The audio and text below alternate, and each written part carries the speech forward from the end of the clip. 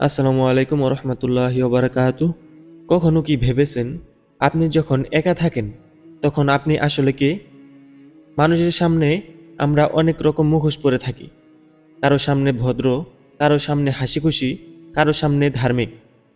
কিন্তু এমন একটি সময় আছে যখন কোনো মানুষ আমাদের দেখে না। সেই একাকী মুহূর্তগুলোতেই প্রকাশ পায় আমাদের প্রকৃত পরিচয়।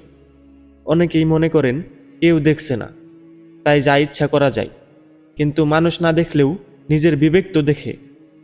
রাত গভীর হলে যখন চারপাশ নিস্তব্ধ হয়ে যায়, তখন নিজের হৃদয়ের সঙ্গে নিজের কথোপকথনই সবচেয়ে কঠিন হয়ে ওঠে। একটি ভুল সিদ্ধান্ত হয়তো মুহূর্তের আনন্দ দিতে পারে, কিন্তু সেই ভুলের অনুশোচনা বছরের পর বছর মানুষকে তাড়া করে বেড়ায়। আবার একটি ভালো সিদ্ধান্ত হয়তো শুরুতে কঠিন লাগে, কিন্তু সেই সিদ্ধান্তই একদিন আপনার সবচেয়ে বড় শক্তির কারণ হয়ে দাঁড়ায়। জীবনে এমন অনেক সুযোগ আসবে যেখানে ভুল পথে গেলে লাভ হবে, মানুষ বাহবা দিবে, কিন্তু সব লাভই সফলতা নয়। যে অর্জনের কারণে রাতের ঘুম হারিয়ে যায় সেটি কখনো প্রকৃত অর্জন হতে পারে না।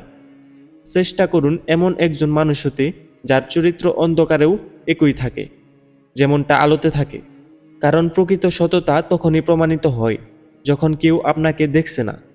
আজ একটি সিদ্ধান্ত নিন, মানুষকে নয় নিজের বিবেককে সন্তুষ্ট করার চেষ্টা করবেন। নিজের প্রতিটি কাজের আগে একবার ভাবুন, এই কাজটি যদি সারা জীবন আমার পরিচয় হয়ে থাকে তাহলে কি আমি গর্বিত হব? যদি উত্তর না হয় তাহলে আজই নিজেকে থামিয়ে দিন। মনে রাখবেন, জীবনের সবচেয়ে বড় জয় অন্যকে হারানো নয়, নিজের খারাপ প্রবৃত্তিকে হারাতে পারাই সবচেয়ে বড় বিজয়। তাই এমন জীবন ঘুরুন যেখানে আপনার নীরবতাও আপনার সততার সাক্ষ্য দেয়। কারণ একজন মানুষকে তার কথার চেয়ে বেশি পরিচয় করিয়ে দেয় তার অদৃশ্য চরিত্র।